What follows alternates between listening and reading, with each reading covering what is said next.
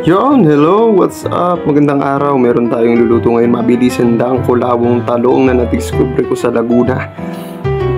So, mga pinsan, kuha tayo ng talong sa backyard natin. Yan, isiling nga pa, kailangan natin yan. Iba ang kulawo sa kanila, iba yung kulawo sa atin dito sa Tanawan, yung Gotong Batangas. Let's see! Yan, mga ingredients natin, uling. Iyan natin yung talong, oh yeah! Natin. Tapos ito pa pusukan natin, ibangin natin sa uling yung niyog na kinayod. Takbo natin ang bango niyan, guys.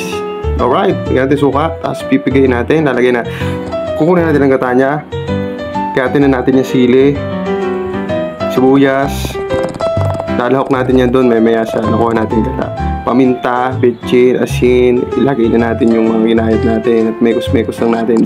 Sarap niyan, ang bango niyan, pre.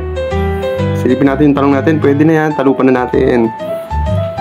Kiyatan natin yung dulo, check pa natin yan, baka may mga hoops dyan sa loob niyan. Check lang natin. O, wala naman, mekos-mekos na natin dyan sa ating tinimpla. Ang bango niyan, par. Tuwa-tuwa ako na tikman ko yun sa San Pablo. Yan pala yung kulawo nila. Kain tayo.